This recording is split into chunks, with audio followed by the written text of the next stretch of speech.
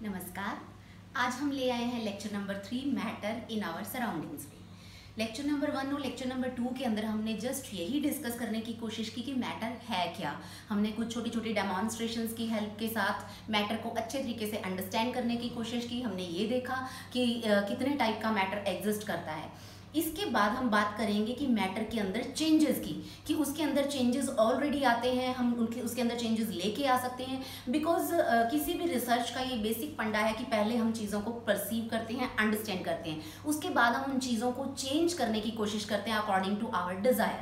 तो अगर हम मैटर को पहले ये अंडरस्टैंड कर रहे हैं कि वो है क्या, फिर वो चेंज कैसे होता है और हम उसके अंदर चेंजेस कैसे इनकॉर्पोरेट कर सकते हैं, तो ये सब हम डिस्कस करेंगे। आज मैं बड़ा ही प्यारा सा कॉन्सेप्ट लेकर आई हूँ जो देखने में बुक्स के अंदर बड़ी छोटी सी जगह, बड़ी छोटी सी स्पेस के अंदर कहीं पे रख दिया जाता है डिफ्यूजन नेम से, लेकिन वाकई में इसको अच्छे तरीके से अंडरस्टैंड किया जाए तो आई थिंक कि इसको एक लेक्चर की रिक्वायरमेंट है। तो आज का जो लेक्चर है it will be devoted to diffusion only. लेकिन इससे पहले मैं बात करूंगी कि चेंजेस इन मैटर, कि मैटर के अंदर जो चेंजेस आते हैं, वो जो चेंजेस है वो दो टाइप के चेंजेस होते हैं। चेंज जो मैटर के अंदर आता है it is of two types, physical change in any matter और इसके अलावा अनदर इज केमिकल चेंज। जैसे हम पहले फिजिकल प्रॉपर्टीज और केमिकल प्रॉपर्टीज की डिस्कशन भी करके आए हैं कि फिजिकल प्रॉपर्टीज आप बोलते हैं कि जो फिजिक दिखने के साथ साथ स्मेल, ऑर्डर, आप लोगों को जो दिखता है बाहर से, जो सब्सटेंस है, इन चीज़ों के साथ जो रिलेटेड होती है उनको बोलते हैं फिजिकल प्रॉपर्टीज। अब जो चेंजेस होंगे ये भी सिर्फ मैं कह सकती हूँ कि बाहरी तौर पे ही चेंजेस होंगे मैटर के अंदर। जैसे कि आपके पास एक फॉर एग्जाम्पल वुड है, आपने उस वुड को काट दिया, वो रही तो वुड ही, लेकिन आपने उसके अंदर चेंज प्रोड्यूस कर दिया, that is a physical change. लेकिन जब आप उसी वुड को बर्न कर देंगे, जला देंगे, तो वो ऐश के अंदर कन्वर्ट हो जाएगी, एशेस बन जाएंगे, तो उसको हम क्या बोलेंगे, केमिकल चेंज। तो अगर मैं फिजिकल चेंज की बात करूं तो इसके अंदर अगर हम ले changes in states of matter, changes in states, ये भी फिजिकल चेंज का ही एग्जाम्पल है। For example ice to water, water to vapours, water to steam, steam to water, water to again ice, ये जो changes in states of matter हैं, this is we can say example of physical change in that matter. उसके बाद अगर मैं कोई दूसरा example इसके अंदर लेने की कोशिश करूं तो आपने किसी भी मिक्सचर को क्रिएट कर दिया या सेपरेट कर दिया, वो भी फिजिकल चेंज ही है। कि आप लोगों के पास सपोज शुगर है, शुगर में सॉल्ट मिक्स किया, या आप लोगों ने किन्हीं भी दो चीज़ों को आपस में मिक्सिंग जो की है, वो क्या होगा, उसका फिजिकल चेंज होगा। जैसे घर में रोटियां बनाते हैं, आटे के अंदर पानी डाल देते हैं, तो ये जो होती है mixing, this is a physical change in any matter. या सेपरेशन, मिक्सिंग और सेपरेशन जो है it is incorporated in physical change. या आपकी फिजिकल डिफॉर्मेशन कर देते हैं किसी ऑब्जेक्ट की, मेरे हाथ में मार्कर है, मैं थोड़ी ज्यादा फोर्स लगा के इसको तोड़ने की कोशिश करूँ और ये टूट जाए, ये रहेगा प्लास्टिक ही, लेकिन दो हिस्सों में डिवाइड हो गया, इसके अंदर चेंज आ गया। तो ऐसा जो चेंज है that will also be termed as a physical change. So deformation in any body, वो डिफॉर्मेशन शेप में हो सकती है, बॉडी के साइज में हो सकती है, उसके आकार में, उसकी डायमेंशंस में जो चेंज है आप इंक्लूड कर सकते हैं। इन सबको हम लोग क्या बोलते हैं, फिजिकल चेंजेस बोलते हैं। इसके अलावा आपने कोई सॉल्यूशन बना लिया है, मेकिंग एनी सॉल्यूशन, ये भी सिर्फ क्या होता है, फिजिकल चेंज होता है। जैसे आप शुगर को मिक्स कर देते हैं वाटर के अंदर, या मैं कहूँ कि सिंपली आपने दो, जैसे वाटर है, वाटर के अंदर आपने हनी मिक्स कर दिया है, आपने सिंपली दो चीज़ों को मिक्स करके एक सॉल्यूशन बनाया है, एक नया सॉल्यूशन जो है ऑब्टेन करने की कोशिश की है। जो ऐसे मिक्सिंग है जिसके अंदर मैं कहूँ कि सब्सटेंस अपनी फॉर्म को, अपनी आइडेंटिटी को चेंज नहीं करता, उसे हम बोलते हैं फिजिकल चेंज। जैसे मैंने पीछे भी आप लोगों को अपने पिछले लेक्चर में एग्जांपल दिया था कि सपोज कोई लड़की है और वो किसी पार्लर में चली गई है, उसने बड़ा लिपा पोती अपने चेहरे पे करवा ली है, मेकअप करवा लिया है, and she comes out with the different you can say look, but that will be recognised. आप पहचान सकेंगे कि ये फलानी सीता है या शीला है, आप इस तरह से उसको पहचान सकते हैं।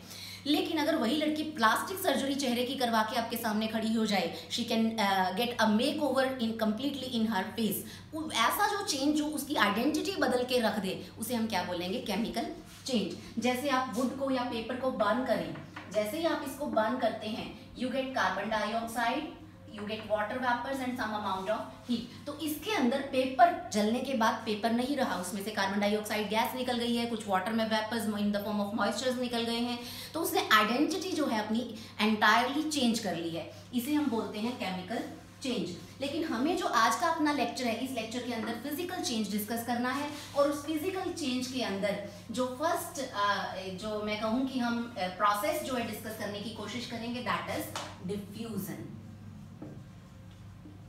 बड़ा अच्छा नेम लग रहा है सुनने में, डिफ्यूजन।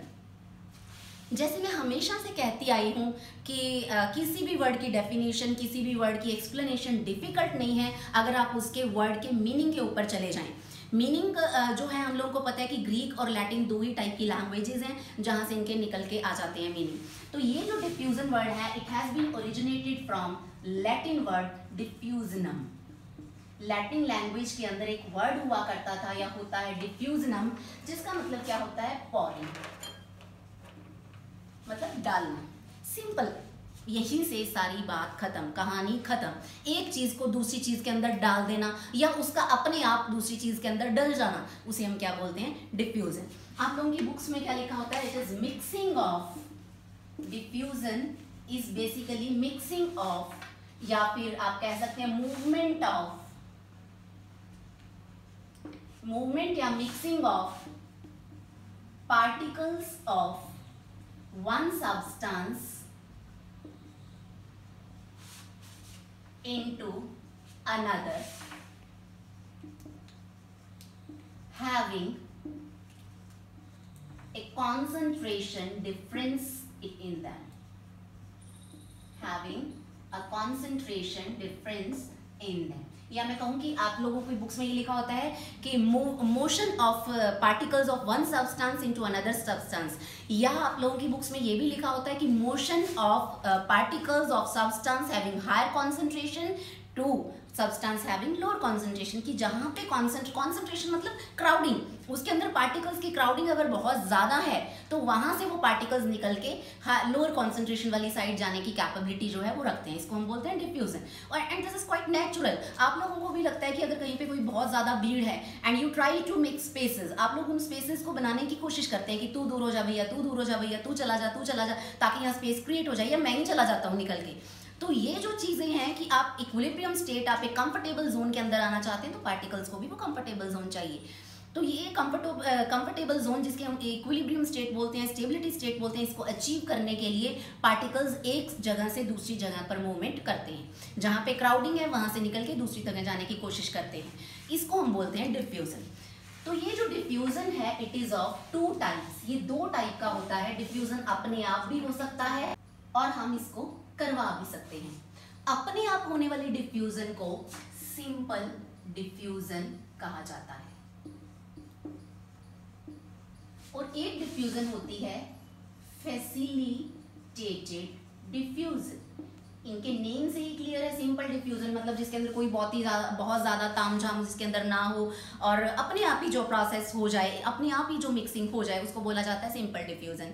सिंपल से मुझे एक बात याद आ गई, जब मैं ग्रेजुएशन में थी तो हमारी क्लास में हम लोग सेम नेम, जैसे सिमिलर से नेम वाली हम लोग 3 गर्ल्स थी। मेरा नेम था दिव्य ज्योति, एक थी नव ज्योति और एक थी ज्योति। और हमारे एक टीचर थे, वो जैसे ही अटेंडेंस लगाया करते थे तो वो लोग मेरा रोल नंबर जैसे सबसे पहले आता था तो वो कहते थे कि एक है दिव्य ज्योति, एक है नव ज्योति, तीसरी कौन सी ज्योति है? तो हमारी थर्ड फ्रेंड खड़ी होकर बोलती, सर मैं सिंपल ज्योति। तो ये जो सिंपल वर्ड है, ये डेफिनेटली मुझे इस इंसिडेंट की रिमाइंड ऑफ करवाता है। सिंपल डिफ्यूजन मतलब जिसके अंदर कोई बहुत ज़्यादा आप लोग कहें कि ताम झाम, आपको कुछ एनफोर्समेंट करने की ज़रूरत ना हो, उसको हम बोलते हैं सिंपल डिफ्यूजन। यानी कि जो डिफ्यूजन अपने आप हो जाए, अपने आप ही जो पार्टिकल्स हैं एक तरफ से दूसरी तरफ जो है वो जाने शुरू हो जाए। आगे हम डेमोन्स्ट्रेशंस करेंगे छोटी छोटी, वहाँ पे आपको अपने आप क्लियर होगा कि अपने आप कैसे मूवमेंट होती है एक जगह से दूसरी जगह। आप लोग जैसे देखते हैं कि हम लोगों के पास मानसून आते हैं, एयर जो है वो आप कह सकते हैं कि हायर प्रेशर रीजन से लो प्रेशर रीजन पर अपने आप due to that pressure gradient movement करके आती है। ऐसे जो डिफ्यूजन्स हैं कि एक जगह से एयर का दूसरी जगह पे अपने आप आ जाना, और जिसकी वजह से आपको पता है कि पूरा का पूरा क्लाइमेट चेंज हो जाता है, उसको हम बोलते हैं सिंपल डिफ्यूजन। और फैसिलिटेटेड डिफ्यूजन जो इंड्यूस की जाती है, जिसको हम करवाते हैं, जिसके अंदर किसी कैरियर की जरूरत आपको पड़ती है, ये डिफ्यूजन आप लोग कह सकते हैं कि इंड्यूस डिफ्यूजन भी हो सकती है, जिसको हम करवा सकते हैं। हम दो सब्सटेंसेस को मिक्स करवा रहे हैं, वो होती है फैसिलिटेटेड डिफ्यूजन, जिसको आपने फैसिलिटेट करवाया, जिसको आपने एनफोर्समेंट दी कि हाँ भैया तू हो जा, तू ये काम कर ले, ये काम हो जाए, वो होती है फैसिलिटेटेड डिफ्यूजन। मतलब इसके अंदर it can be exhibited, it can be executed with the help of some carrier, and this is you can say a spontaneous process, कि अपने आप पार्टिकल्स एक तरफ के सब्सटेंस से दूसरी तरफ के सब्सटेंस की तरफ मूवमेंट करते हैं, उसको हम बोलते हैं स्पॉन्टेनियस या सिंपल डिफ्यूजन। और फैसिलिटेटेड डिफ्यूजन या इंड्यूस्ड डिफ्यूजन के अंदर कैरियर की रिक्वायरमेंट होती है। उसके बाद आ जाता है कि इस डिफ्यूजन के ऊपर इफेक्ट डालने वाले पैरामीटर्स कौन कौन से हैं। इसके बाद आ जाता है फैक्टर्स अफेक्टिंग डिफ्यूजन, कि कौन कौन से ऐसे फैक्टर्स हैं जो डिफ्यूजन के ऊपर अपनी छाप छोड़ते हैं, इसके ऊपर अपना असर डालते हैं, इसको इंक्रीज या डिक्रीज करते हैं। इसके अंदर अगर मैं सबसे पहला नेम दूंगी, अगर मैं किसी को फर्स्ट रैंक दूंगी, दैट इज टेम्परेचर। टेम्परेचर एक ऐसा पैरामीटर है जिसको इंक्रीज या डिक्रीज करने से डिफ्यूजन को बड़ी आसानी से कंट्रोल किया जा सकता है। जैसे आपकी मदर्स आपको स्वीट डिश बना के देती हैं, सपोज आपको शाही टोस्ट बना के दिया, या आप लोगों को कोई भी और स्वीट डिश जिसके अंदर आप लोग कहिए कि आपको गुलाब जामुन बनाए जिसमें चाशनी की ज़रूरत पड़ती है, वो क्या करते हैं कि शुगर ले लेते हैं, पानी ले लेते हैं, मिक्स करते हैं, उसको गर्म करते हैं, और वो गर्म करते रहते हैं। जो वाटर है, आपने सेचुरेशन का एक्सपेरिमेंट भी लोअर क्लासेस के अंदर किया होगा कि आप लोगों ने शुगर डिजोल्व की वाटर के अंदर, करते रहे, एक ऐसी स्टेज आई जिसके बाद वो शुगर और ज्यादा डिसॉल्व नहीं हो रही। आपने कहा कि जो वाटर है दैट हैज बीन सैचुरेटेड, फिर आपने क्या किया, उसको गर्म किया। गर्म करने से क्या हुआ, आप और शुगर डिसॉल्व कर पा रहे थे, बिकॉज वो गर्म करने से क्या हो गया कि जो उसके पार्टिकल्स थे वाटर के, वो एक दूसरे से दूर भागने शुरू हो गए, उनके अंदर स्पेस इंक्रीज होनी शुरू हो गई। हम लोगों को ये पता है कि एक सब्सटेंस दूसरे सब्सटेंस के अंदर क्यों जाता है, क्योंकि भैया स्पेस होती है बीच में। तो वो स्पेस जो है जब वो कवर हो जाती है तो वो मिक्सिंग बंद हो जाती है। लेकिन आप लोग जैसे ही उसको गर्म करते हैं, वो मॉलिक्यूल्स फुदकने शुरू हो जाते हैं, पार्टिकल्स इधर उधर, उनके बीच में स्पेस क्रिएट हो जाती है, और उस स्पेस के क्रिएट होने की वजह से और ज्यादा पार्टिकल्स वहां आ सकते हैं। तो टेम्परेचर ऐसा पैरामीटर है जो रेट ऑफ डिफ्यूजन को इंक्रीज या डिक्रीज करने की कैपेबिलिटी रखता है, खुद इंक्रीज या डिक्रीज हो करके। तो टेम्परेचर के बाद अगर मैं किसी चीज का नेम लूंगी तो वो है एरिया ऑफ इंटरैक्शन, कि जो दो बॉडीज, जो दो सब्सटेंसेस आप मिक्स करने की कोशिश कर रहे हैं, उनका एरिया जो है वो कितना एक दूसरे के साथ इन टच है। जैसे ही मैं आपको सॉलिड टू सॉलिड डिफ्यूजन करवाऊंगी, वहां आपको समझ आएगा कि अगर आप दो मेटल्स को बहुत ज़्यादा टाइम के लिए एक दूसरे के साथ इन कंटैक्ट रखें, उसके बाद उनको सेपरेट करना थोड़ा सा डिफिकल्ट हो जाता है, क्योंकि एक सॉलिड का पार्ट, एक सॉलिड के कुछ पार्टिकल्स दूसरे सॉलिड के कुछ पार्टिकल्स के अंदर मिक्सअप होने शुरू हो जाते हैं, दोस्ती हो जाती है उनके अंदर। तो उस दोस्ती की वजह से उनको सेपरेट करना थोड़ा सा डिफिकल्ट हो जाता है, और जितना ज़्यादा एरिया आपने टच करवाया होगा उतना ही ज़्यादा उसको डिफिकल्ट करना, उनको सेपरेट करना हमारे लिए डिफिकल्ट हो जाएगा। तो एरिया ऑफ इंटरेक्शन जो है, इसको इंक्रीज या डिक्रीज करके भी आप लोग डिफ्यूजन के रेट को चेंज कर सकते हैं। उसके बाद है concentration gradient, steepness of concentration gradient.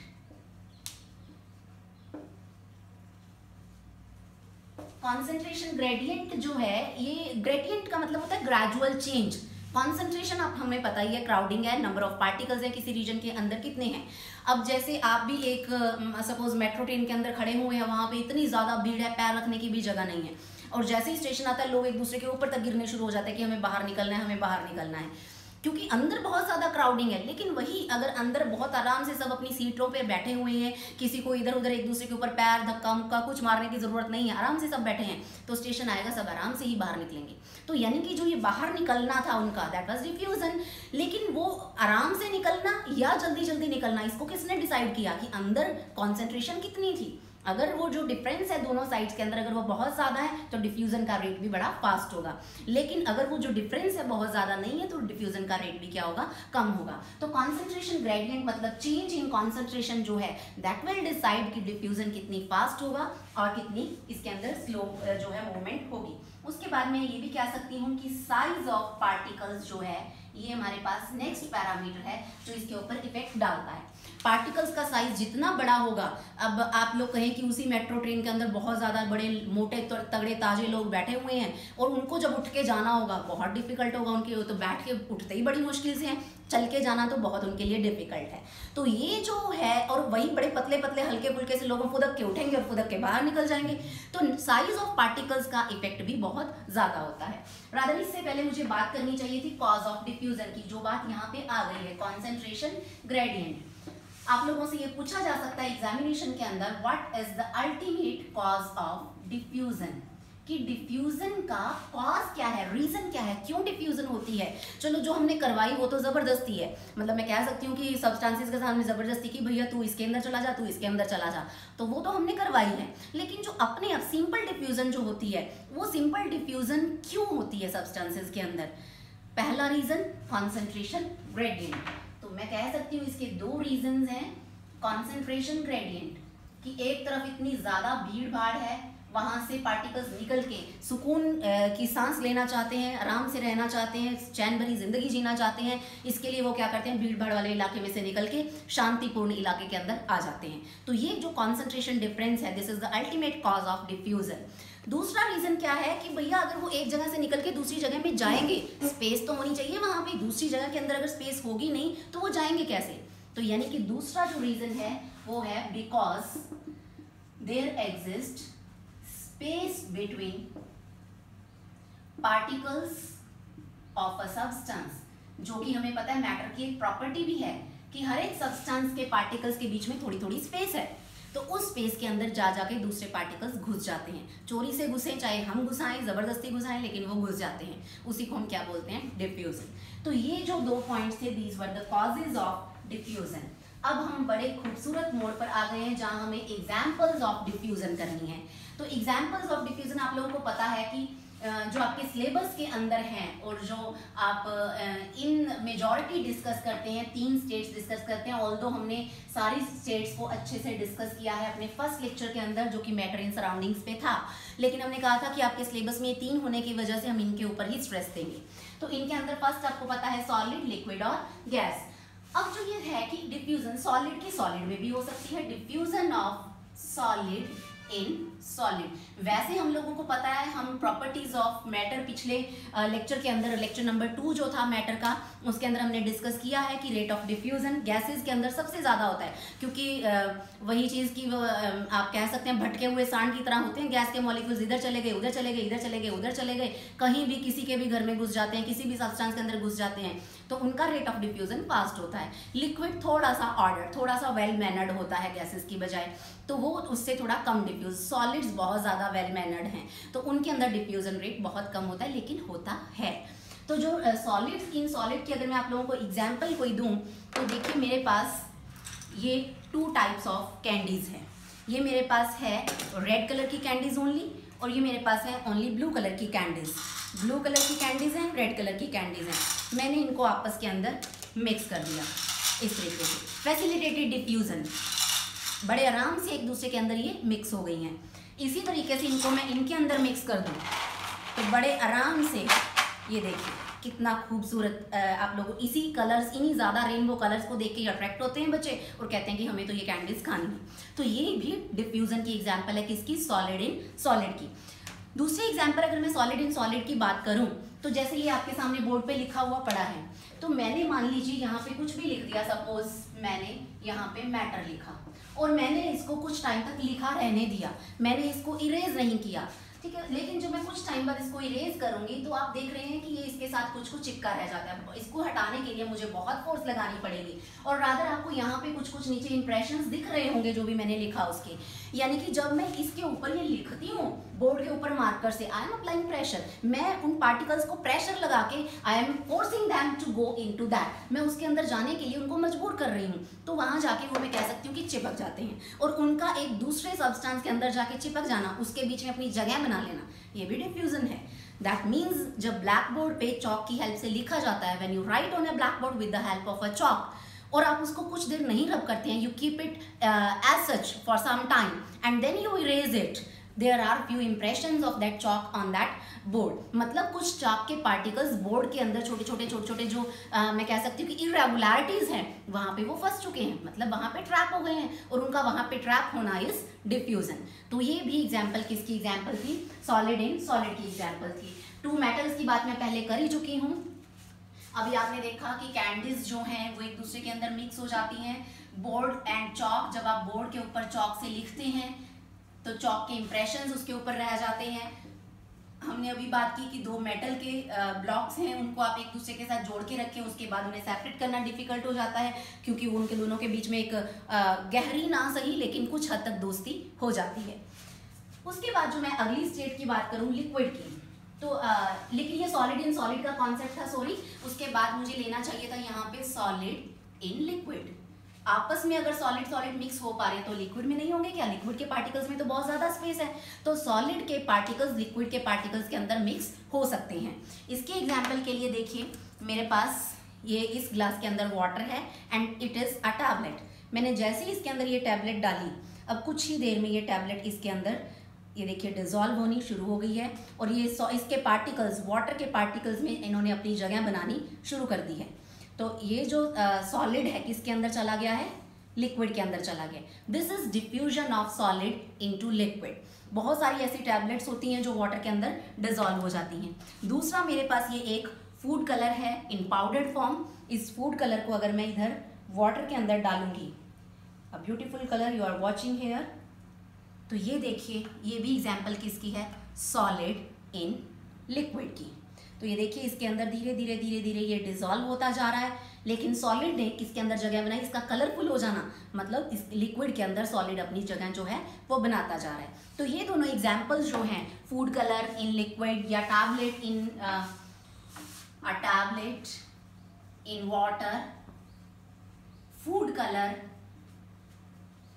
In water, Gelusil वगैरह लेते हैं हम, इसको हम वाटर में डाल देते हैं, ये सब एग्जांपल्स किसके हैं? सॉलिड इन लिक्विड के। सॉलिड जो है वो लिक्विड के अंदर डिफ्यूजन उसकी होनी शुरू हो गई है। हाँ, सॉलिड इन गैस जो है वो ये थोड़ा इंडस्ट्रियल लेवल पे, रिसर्च लेवल पे की जाती है। जब हम सेमीकंडक्टिंग मटेरियल्स बनाते हैं, पी टाइप एन टाइप की डॉपिंग करते हैं, वो थोड़ा सा हायर लेवल की बात हो जाती है जो मैं यहाँ पे डिस्कस नहीं करूंगी। बट सॉलिड्स के अंदर लिक्विड्स भी, गैसेस भी डिफ्यूज हो सकती हैं। बहुत ज़्यादा प्रेशर लगा के, टेम्परेचर लगा के हम गैसेस को भी उनके अंदर लेके जा सकते हैं। उसके बाद अगर मैं बात करूं लिक्विड्स की, हमारी जो नेक्स्ट प्रॉपर्टी है लिक्विड्स, थोड़े से वेल बिहेव, इनसे थोड़े कम, इनसे थोड़े से उद्दंड, लेकिन गैसेस से थोड़े से बेटर मैनर्ड जो हैं वो लिक्विड्स हैं। तो लिक्विड्स की भी अगर मैं बात करूं तो सबसे पहले मैं बात करूंगी कि liquid in solid, example of diffusion of liquid in solid. इसके अंदर देखिए लिक्विड इन सॉलिड के लिए कि अगेन मैं कहूँ कि मेरे पास ये वाटर है और ये सॉलिड है स्पॉन्ज। जैसे ही स्पॉन्ज को मैं इस वाटर के अंदर रखूंगी, आप लोगों को पता है कि इस स्पॉन्ज ने इस वाटर को एब्जॉर्ब करना, जिसे आप नॉर्मल लैंग्वेज में एब्जॉर्प्शन बोलते हैं, वो एब्जॉर्ब करना शुरू कर देना है। यानी कि इस सॉलिड के अंदर लिक्विड जो है वो देखिए अंदर चला गया। तो सॉलिड के अंदर लिक्विड जो है वो चला गया। So this is diffusion of liquid into solid. यानी कि वो अलग बात है कि इसके अंदर एक कैपिलैरिटी एक्शन काम करता है जिसने इसको फैसिलिटेट किया, दिस इज फैसिलिटेटेड डिफ्यूजन, लेकिन चला तो गया ना। Ultimate thing is this. तो लिक्विड इन सॉलिड की एग्जांपल मैं ये कह सकती हूँ कि वाटर आपने किसके अंदर एब्जॉर्ब करवाया? स्पॉन्ज के अंदर वाटर एब्जॉर्ब करवा दिया।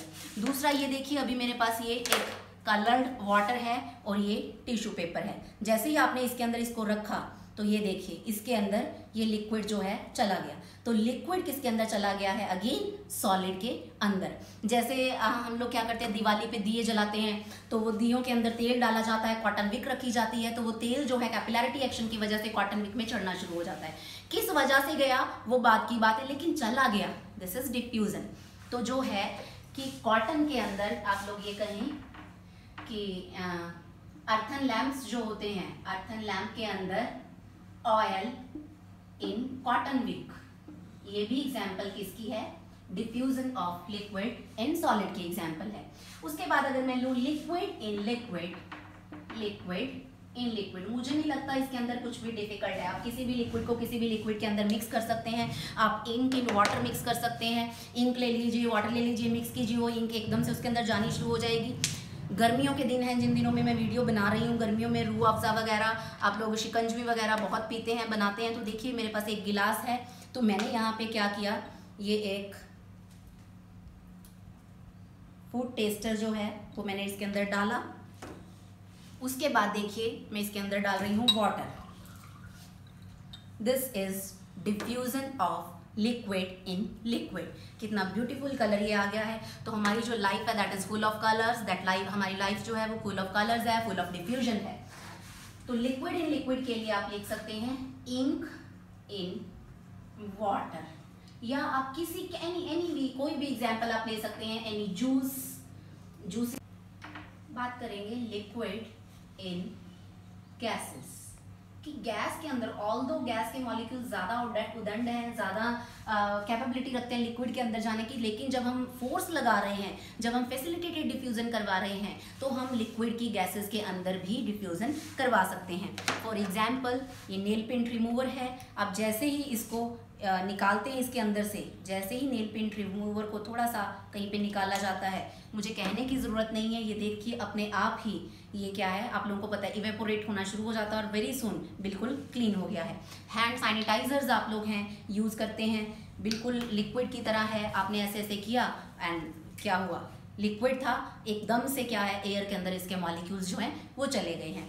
तो एसीटोन जो होता है केमिस्ट्री लैब्स के अंदर, उसके अंदर यही कैपेबिलिटीज, ये बेसिकली इनके अंदर ही वो होता है। तो ये जो ऐसे सब्सटेंसेज है जो कि वॉलेटाइल हैं, ये इमीडिएटली किसके अंदर चले जाते हैं, गैसेस के अंदर। ये एग्जांपल थी लिक्विड इन गैसेस की। उसके बाद आ जाइए सबसे ज्यादा उदंड बालकों की तरफ, जो क्या है, गैसेस हैं। अब गैसेस की डिफ्यूजन की अगर मैं बात करूं तो gases in solid, gas in solid का जो एग्जाम्पल है वो क्या हो सकता है। अभी मैंने आप लोगों को थोड़ी देर पहले एक स्पॉन्ज दिखाई थी, जब तक मैंने उसके अंदर वाटर नहीं डाला था तो उस स्पॉन्ज के अंदर क्या थे, छोटे छोटे होल्स जिनके अंदर एयर ट्रैप थी। एयर इज गैस और स्पॉन्ज इज सॉलिड। तो गैस किसके अंदर है, सॉलिड के अंदर ट्रैप्ड फॉर्म में है। तो जो गैस है, या मैं कहूँ कि एयर इन स्पॉन्ज, ये किसकी एग्जाम्पल हो गई, गैस इन सॉलिड की एग्जाम्पल होगी। फिर अगर मुझे गैस इन लिक्विड की एग्जाम्पल कोई लेनी है, गैस इन लिक्विड, इसकी बहुत सारी लाइव एग्जांपल्स हमारे पास हैं। आप लोग अभी गर्मी के दिनों में कोल्ड ड्रिंक्स बहुत पीते हैं, कोल्ड ड्रिंक्स के अंदर गैस होती है, लिक्विड के अंदर गैसेस जो हैं उनको इनकॉर्पोरेट करके रखा हुआ होता है। अब एक्वेटिक एनिमल्स हैं, एक्वेटिक स्पीशीज हैं, प्लांट्स हैं, उनको जिंदा रहने के लिए जो ऑक्सीजन चाहिए वो ऑक्सीजन कहाँ पे है, सी वाटर के अंदर है। यानी कि सी वाटर के अंदर कार्बन डाइऑक्साइड भी है, ऑक्सीजन भी है, जिसकी वजह से एक्वेटिक प्लांट्स और एक्वेटिक एनिमल्स जो हैं those are able to survive. तो वहां पे हम लोग ये कह सकते हैं कि जो O2, CO2 वगैरह इन सी वाटर हैं, जो कि एक्वेटिक लाइफ जो है उसकी हेल्प करती हैं, उनको, ये किसकी एग्जांपल है, गैस इन लिक्विड की एग्जांपल है। जो आप सोडा वाटर्स वगैरह की बात करते हैं, कोल्ड ड्रिंक्स की बात करते हैं, कोल्ड ड्रिंक पीते हैं, वो एग्जांपल किसकी होगी, गैस इन लिक्विड की एग्जांपल होगी। फिर अगर मैं बात करूं गैस इन गैस कि गैस की गैस में डिफ्यूजन, उदंड बालकों को उदंड बालकों में मिला दिया जाए, कुछ डिफिकल्ट नहीं है। आप लोग परफ्यूम बॉटल्स होती हैं, डिओड्रेंट की बॉटल्स होती हैं, आप लोग जैसे ही इनको इस तरीके से स्प्रे करते हैं, एयर के अंदर ये मॉलिक्यूल्स जो है बिखरने शुरू हो गए हैं। मच्छरों को मारने के लिए आप इसको बहुत यूज़ करते हैं। आप लोग क्या करते हैं, स्प्रे कर देते हैं ताकि जो मॉस्किटोज हैं वो क्या हो जाएं, खत्म हो जाएं, आपके आसपास से फ्लाइज खत्म हो जाएं। ये भी एग्जाम्पल किसकी है, गैस इन गैस की।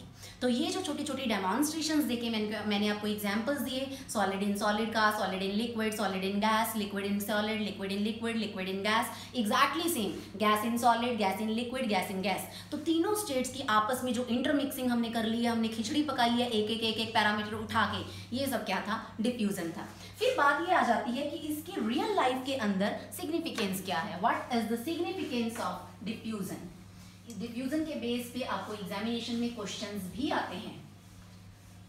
सिग्निफिकेंस ऑफ डिफ्यूजन, ये देखिए कहीं कहीं पे मार्क्स रह गए हैं, सॉलिड इन सॉलिड डिफ्यूजन के एग्जांपल्स।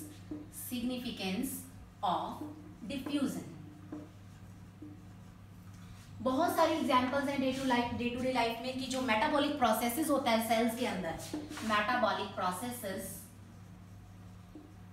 इन सेल्स, कि जो बॉडीज में सेल्स होती हैं उनके अंदर जो मेटाबॉलिक प्रोसेसेस है कि फ्लूइड्स को, पार्टिकल्स को बाहर निकाला जाता है, अंदर लिया जाता है, दैट इज डिफ्यूजन। उसके बाद अगर मैं बात करूं कि रेस्पिरेशन का जो प्रोसेस है, ड्यूरिंग रेस्पिरेशन डिफ्यूजन हेल्प्स, जो ये प्रोसेस है डिफ्यूजन का, ये रेस्पिरेशन के अंदर हेल्प करता है in diffusing CO2 gas out through the cells, out through cell membrane,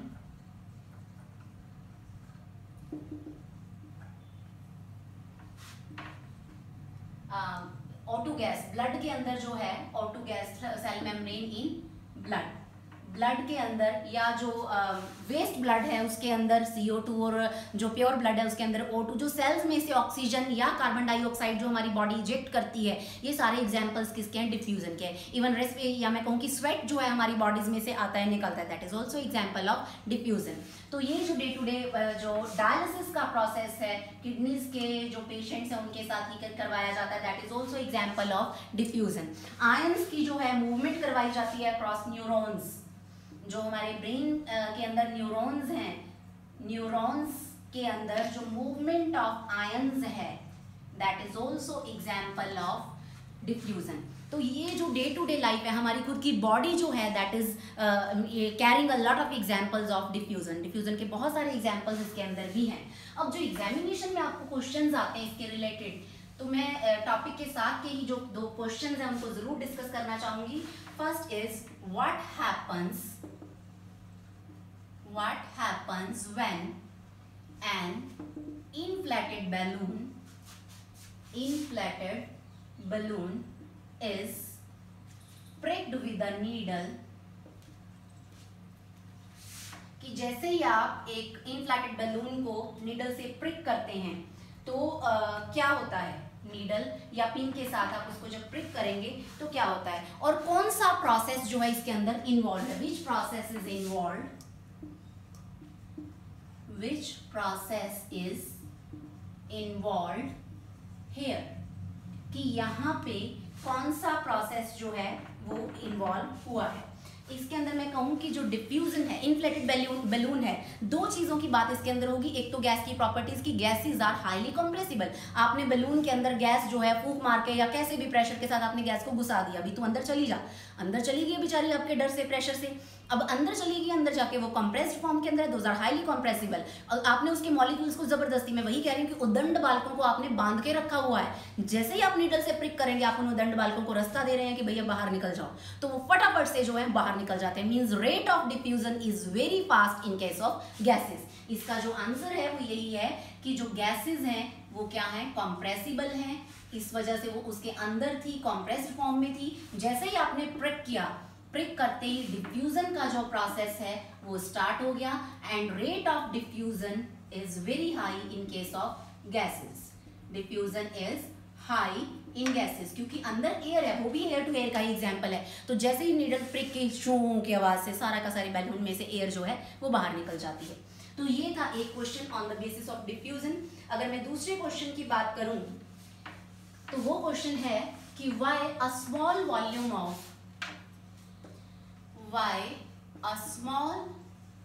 volume of liquid in a kettle is capable to fill a room, a full kitchen with steam. कोई भी room या kitchen, to fill a kitchen with steam, कि बहुत छोटा सा पानी का volume जो है वो पूरी किचन को स्टीम से भर देने की कैपेबिलिटी रखता है। कुकर्स में आपकी मदर्स सब्जियां बनाती होंगी तो थोड़ा सा पानी वो उसके अंदर डालती हैं, लेकिन जैसे ही विसल की आवाज़ आप सुनते हैं तो उसके अंदर से शू से निकलता हुआ आप लोगों को एक स्टीम जो है वो निकलती हुई फील होती है, एंड यू फील कि वो पूरी किचन में स्प्रेड हो रही है। तो वो थोड़ा सा वाटर पूरी किचन के अंदर कैसे फैल गया? अगेन वहाँ पे एग्जाम्पल किसकी है? डिफ्यूजन है, डिफ्यूजन हो रही है वहाँ पे। और वही बात मैं फिर से कहूंगी कि rate of diffusion fast in gases की, जैसे स्टीम में बदल गया वाटर, वो स्टीम के अंदर कन्वर्ट हो गया, इट मींस वो लिक्विड स्टेट से गैसीय स्टेट में आ गया, यानी कि ट्रांसफॉर्मेशन हुई है liquid to gas. And again rate of diffusion जो है that is high in gases. और दूसरी बड़ी बात कि वो स्टीम है, गर्म है, और जो गर्म होती है चीज, हमने फैक्टर्स अफेक्टिंग डिफ्यूजन पढ़ा था कि टेम्परेचर ज्यादा होती रेट ऑफ डिफ्यूजन बढ़ जाएगा। तो स्टीम जो होती है वो 100 डिग्री सेल्सियस पे होती है। इतना हाई टेम्परेचर मतलब जो पार्टिकल्स हैं उनके पास बहुत ज्यादा काइनेटिक एनर्जी है, और वो इतनी ज्यादा काइनेटिक एनर्जी से बड़ी दूर दूर तक फटाफट ट्रेवल कर जाते हैं, और हमें लगता है कि पूरा रूम जो है वो स्टीम से भर गया है। तो ये जो क्वेश्चन थे these were related to diffusion. तो जो आज हमने डिस्कस किया that was all about diffusion. अगले लेक्चर्स के अंदर हम कुछ और फिजिकल चेंजेस, फिजिकल प्रॉपर्टीज के साथ आएंगे, मेटल इन सराउंडिंग्स के अगले पार्ट्स के साथ। Thank you so much.